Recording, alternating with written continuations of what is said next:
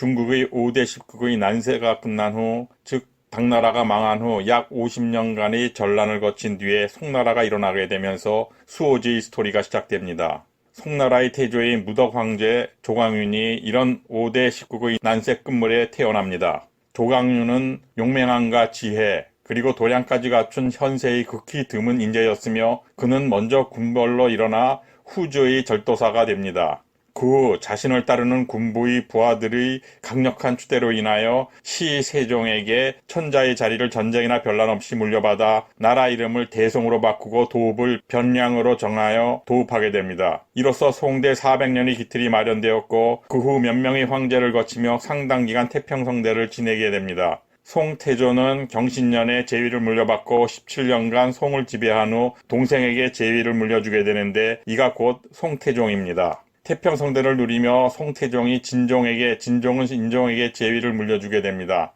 문제는 송인종에 이르러서부터 나라에 좋지 않은 조짐이 서서히 나타나기 시작하는데 이 인종은 원래 천상에서 적각대선이었다고 합니다. 그는 어느 날 갑자기 인간의 몸을 빌어 이 세상에 태어나게 됐는데 태어나면서부터 울기 시작하여 계속 울음을 멈추지 않았다고 합니다. 이에 놀란 조정의 대신들은 곧 널리 황방을 붙여 태어난 태자의 병을 고쳐줄 수 있는 의원을 찾기 시작했다고 합니다. 여기서 황방이라는 것은 황색 종이에 쓴 황제의 고지문을 말합니다.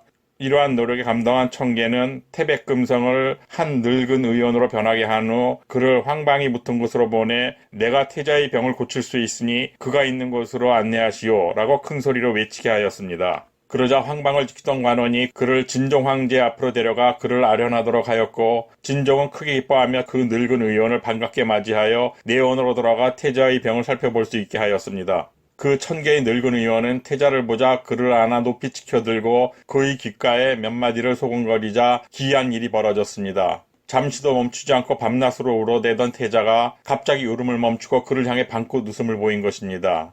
그 모습을 지켜보던 신하들이 놀라 그 늙은 의원에게 다가가 이름을 물었지만 그는 끝내 이름을 밝히지 않았고 어느 날 호련히 한 줄기 맑은 바람이 되어 어디론가 사라져버렸다고 합니다. 이 일이 있은 후 그 천개의 늙은 모습을 한 의원이 인종에게 한 말은 문자로 하는 일에는 문곡성이 있을 것이고 전쟁 등 힘으로 하는 일에는 무곡성이 있을 것입니다. 라고 하였다고 합니다. 원래 천개의 태백 금성이 늙은 의원으로 변신하여 세상으로 내려와 후일 천하를 다스릴 일이 걱정되어 울음을 그치지 않던 인종의 치세를 결정적으로 도운 것이고 태자는 그의 말을 듣고 안심이 되어 방긋 웃음을 보인 것이었습니다. 여기서 그 천개의 선임이 말한 문곡성은 인종이 제위한 후 개봉부 용도각 대학사를 지낸 포중이었고 무곡성은 서하국을 정벌한 대원수 적청이었습니다. 이 문무곡성 두 어진 신하가 인정 곁에서 그를 도우니 무려 42년 동안 9번이나 연호를 바꿔가며 태평성대인 세상에서 제위를 누릴 수 있었던 것입니다. 그가 제위에 오른 후 27년 동안은 3등 지세의 황금기를 누리게 되는데 그 후 가오 3년부터 그의 제위에 그늘이 지기 시작합니다. 갑자기 송나라 전역에 연병이 돌기 시작하여 도대체 멈출 기세를 보이지 않고 전국을 휩쓸며 온 나라를 혼란의 도가니 속으로 몰아갔습니다. 아래로는 강남으로부터 시작하여 위로는 낙양에 이르기까지 연병이 돌지 않은 곳이 없게 되었고 곳곳에서 눈발이 날리듯 위급을 알리는 문서들이 조종으로 날아들었습니다. 그러나 도성인 동경도 연병의 창궐로 인하여 백성들과 군사들 태반이 쓰러지고 있는 판이었기 때문에 조정에서도 위급함을 알리며 도움을 청하기 위해 올라오는 모든 문서들을 해결해 줄 수 있는 상황은 아니었습니다. 당시 개봉부를 맡아 다스리던 포증은 직접 해민 화제국으로 가서 처방을 내리고 자신의 복록과 사제를 털어 백성들을 위해 약을 나눠주면서 그들을 구하려 했지만 연병은 잦아들지 않고 더욱 기세가 커져만 갔습니다. 문곡성 포중과 무관 등의 노력에도 불구하고 연병이 잦아들 기세를 보이지 않자 문무백관들은 이러한 상황을 인종에게 사실대로 알리기로 뜻을 모았습니다.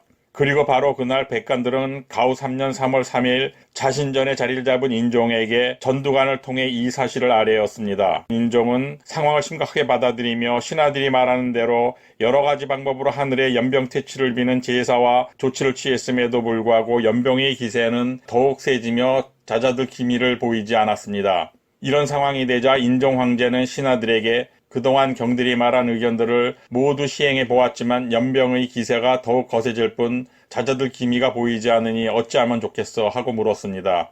그러자 도열한 신하들 중 참지정사 범중언이란 신하가 절을 올리며 차분한 목소리로 사한천사를 청하여 금원에서 3,600분 나촌대초로 제사를 올리는 것이 좋을 것 같다고 아뢰입니다. 인정황제는 현재 나라의 상황이 다급한 처지인지라 이것저것 따질 상황이 아니었기에 그의 뜻을 받아들이기로 하였습니다. 인종은 즉시 친필 조서를 작성하여 전전태위 홍신에게 궁에서 사용하는 좋은 양 한 묶음과 함께 주며 강서 신주에 있는 용어산으로 가서 사한천사 장진인에게 짐의 조서를 전하고 빨리 이곳으로 와서 연병이 퇴치될 수 있도록 하늘에 빌어줄 것을 청하라고 말했습니다. 인종황제의 명을 받은 홍신은 천자로부터 받은 조서와 향을 품에 안고 하인 몇 명을 데리고 포마를 타고 송의 도읍 동경에서 장지인에게 천자의 뜻을 전하기 위해 길을 떠났습니다. 홍신은 가능한 빨리 천자의 뜻을 전하기 위해 가장 빠른 지름길을 택해 걸음을 재촉하여 하루도 되기 전에 신주에 도착하였습니다. 신주에 도착한 홍신은 그 지역 관료들에게 자기가 여기까지 온 이유를 설명하자 그들은 곧 용호산에 있는 도교사원인 상천궁에 기별을 보내 주지와 도승들에게 천자의 조서를 받들 준비를 지시했습니다. 다음날 상천궁에 도착한 홍신은 주지가 천자의 조서를 받들고자 했지만 인종황제의 명대로 사한천사 장지인에게 단조를 직접 전해야 한다며 그를 만나게 해달라고 말했습니다. 그러자 주지는 그가 사람들에게 허정천사로 불리고 있으며 성품이 워낙 깨끗하여 사람들 만나기를 꺼려하며 용호산 정상에 띠집 한 칸을 얽어 기거하며 돌을 닦고 계시기 때문에 상천궁에는 없다고 하였습니다. 그러나 홍신은 머뭇거리는 주지에게 천자의 뜻이니 반드시 그를 만나서 단조를 직접 전해야겠으니 그가 있는 곳으로 길을 안내하라고 하였습니다. 그의 뜻이 워낙 강경하였지만 주지는 우선 그를 자신의 방으로 안내하여 정성스럽게 질을 올린 후 그에게 저희 조사께서는 산 위에 계신 것은 맞지만 그분은 워낙 도가 높으시기에 구름을 일으키고 안개를 몰 수 있는 경지에 이르셨기에 올라가도 그의 자취를 찾기란 쉽지 않다고 다시 말하였습니다. 주지는 우선 몸을 깨끗이 하고 하인이나 다른 사람들을 대동하지 말고 향을 피운 향로를 직접 들고 조선은 등에 지고 산으로 올라 예를 갖춰 절을 올린 후 간곡히 청한다면 청을 들어주실 것이라고 말했습니다. 주지의 말을 듣고 사실 속이 뒤틀렸지만 천자의 엄명을 받고 온 입장이기에 어쩔 수 없이 그의 말을 따르기로 한 후 다음날 일찍 산을 오르기로 하였습니다. 다음날 아침 주지는 홍신에게 목욕제기를 위한 깨끗한 물을 준비해 준 다음 관복 대신 입을 평민의 옷을 준비하여 그것을 입도록 하였습니다. 그리고 황색 비단 보자기에 싼 조서를 등에 메어준 후 은향로에 천자가 내리는 향을 피운 후 홍신에게 들려주며 절대로 향이 꺼지지 않게 하여 두 손에 받들고 산을 오르라고 일렀습니다. 주지와 도중들이 그를 산 입구까지 배웅해주며 만약 진정 백성들을 구할 뜻이 있다면 절대 물러나거나 후회하는 마음을 갖지 말고 오직 정성으로 온 힘을 다하여 올라가는 일만 생각하시라고 또다시 주지시킨 후 돌아갔습니다. 홍신은 홀로 향로를 들고 조서를 등에 메고 산을 오르는 동안 길을 헤매기도 하고 향로를 들고 가는 것이 너무 힘들어 헐떡이며 불평이 머릿속을 꽉 채운 상황이 되어 몇 번씩 후회를 하며 걸었습니다. 너무 힘들어 숨을 헐떡이며 걷던 중 한 소나무 뒤에서 갑자기 커다란 호랑이가 으르렁 소리를 내며 땅을 박쳐듯 위로 뛰어오르는 모습이 보였습니다. 홍태위는 그 호랑이의 모습에 깜짝 놀라 비명을 지르며 펄쩍 뛰어오르다 그대로 바닥에 떨어져 자빠졌으나 호랑이는 그를 노려보며 좌우로 한 바퀴 빙 돌며 커다란 소리로 으렁거리며 울부짖다가 날듯이 산 아래로 사라져버렸습니다. 호랑이의 출현에 놀라 36개 아래 윗니를 마주치며 덜덜 떨다가 겨우 정신을 차린 후 차 한 잔 마실 시간이 지났을 무렵 놀라 넘어지며 땅에 떨어뜨린 향로를 수습해 두 손으로 정성껏 들었습니다. 홍태위가 호랑이 출현에 놀라 또다시 속으로 불평을 하며 산을 오르고 있었는데 갑자기 기분 나쁜 바람이 이는가 싶더니 무언가 독한 기운이 덮쳐오는 듯한 느낌이 들었습니다. 홍신은 이게 또 무슨 이상한 징조인가 하며 그 기운이 덮쳐오는 듯한 쪽을 쳐다보니 대나무와 침넌쿨이 흔들거리며 땅 울림 소리가 크게 들려왔습니다. 그 소리가 난 쪽 숲속에서 굵기가 커다란 절구통만하고 흰 눈꽃송이 같은 색을 띤 커다란 백사가 나타났습니다. 이 뱀을 본 홍태위는 다시 놀라 향로를 내던지며 속으로 이제는 죽었구나 하고 소리치며 바위 쪽으로 넘어졌습니다. 그러자 그 큰 뱀이 슬금슬금 바위 쪽으로 기어와 눈을 번쩍이며 큰 입을 벌려 혀를 날름거리자 그 입에서 도끼가 뿜어져 나오는 것을 뺨으로 느낄 수 있었습니다. 홍태위는 혼비백산하였으나 뱀은 그를 해칠 마음이 없는 것 같았고 단지 그를 노려다 볼 뿐 잠시 후 또아리를 풀고 골짜기 속으로 사라져버렸습니다. 너무 놀라 땅바닥을 설설 기던 홍태위는 겨우 정신을 차리고 나를 아주 놀라게 죽게 할 작정이구나 하고 중얼거렸습니다.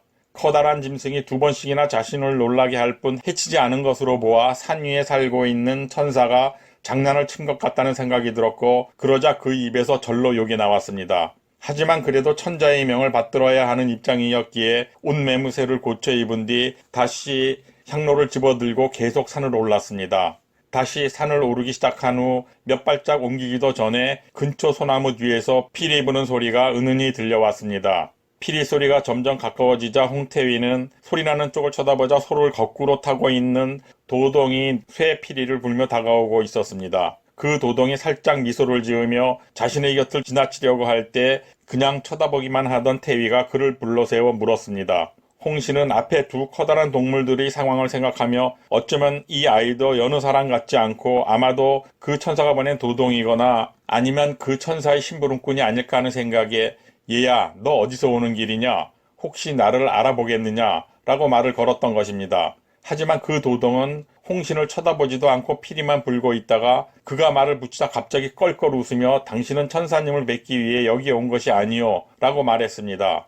조금 전 그러리라고 생각은 했었지만 정작 이렇게 대답을 하자 놀라울 뿐이었습니다. 그래서 다시 도동에게 너는 한낱 소를 키우는 아이 같은데 어찌 나에 대하여 알았느냐 하고 물었습니다.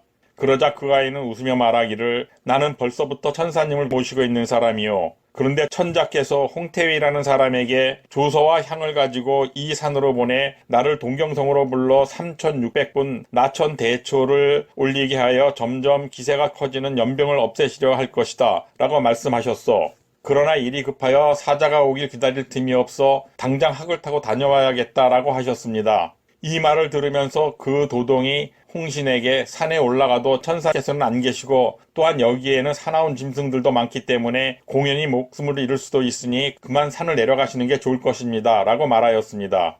이 말을 듣고 홍신은 맥이 빠졌지만 할 수 없이 들고 온 향로를 다시 들고 산을 내려가 산리 삼청궁으로 돌아왔습니다. 홍태위가 돌아오자 주지와 도중들이 그와 마주하기가 무섭게 천사를 만나고 왔는지 물었고 홍태위는 불편한 심기를 그대로 드러내며 말했습니다. 난 조정에서 이렇게 낮은 관리가 아니오. 그런데 나를 이렇게 고초를 당하게 해도 되는 건지 모르겠다고 하면서 산에 오르면서 겪은 일들을 자세히 말해 주었습니다. 그러자 진인이 웃음을 띠며 홍태위께서 안타깝게도 잘못 보신 것 같습니다. 그 동자가 바로 천사님이십니다. 라고 말했습니다. 그 말을 듣고 홍태위는 뭐라고? 그 어린 도동이 바로 천사라고요? 그렇다면 그 모습이 어찌 그렇게 초라하고 어리단 말이오? 라고 물었습니다. 진이는 웃음을 멈추고 저희 조사가 바로 그 아이는 아닙니다만 그렇다고 나이가 그렇게 많으신 것도 아닙니다. 하지만 도행이 뛰어나 그 아이처럼 모습을 바꿀 수도 있고 한꺼번에 여러 곳에서 나타나실 수도 있습니다. 주지의 말을 듣던 홍씨는 자신의 우매함을 부끄러워하며 천사를 빤히 보고 있으면서도 알아보지 못했다는 게 심히 부끄럽소이다 라고 한탄 섞인 말을 했습니다. 주지 진이는 홍태위의 자책하는 말을 듣고 그를 위로하며 여기에 오신 일에 대해서는 마음 푹 놓으십시오. 이미 조사께서 가셨으니 태위께서 동경으로 돌아갈 무렵이면 이미 초제를 다 마쳤을 것입니다. 라고 말하였습니다. 홍태위는 진인의 그 말을 듣고 나자 마음이 놓였고 주지는 잔치를 열어 홍신과 그를 따라온 관원들을 융숭하게 대접했습니다. 그리고 홍태위가 가져온 천자의 단서를 어서갑에 넣어 상청전에 모신 다음 천자가 내린 향을 피워 올렸습니다. 성대한 잔치를 베풀고 홍태위를 안심시켜준 다음 늦은 밤이 되어 잠자리에 들도록 하였습니다. 다음날 아침 식사를 마친 다음 진이는 홍태위에게 이왕 여기까지 왔으니 하루 정도 여기를 이것저것 두루 돌아보며 쉬시다 올라가시도록 하는 게 어떻겠냐고 제안을 하자 홍태위도 흔쾌히 받아들였습니다. 홍태위 일행이 도동들의 안내를 받아 상청궁 여러 곳을 구경하던 중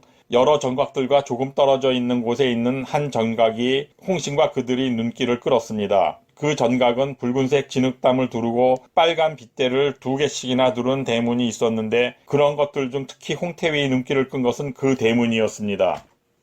오늘 방송은 여기서 마무리하겠습니다. 앞으로도 지속적인 참여 깊이 부탁드리고 편안한 시청 되셨다면 구독, 좋아요를 부탁드리며 방송을 마치도록 하겠습니다. 대단히 감사합니다.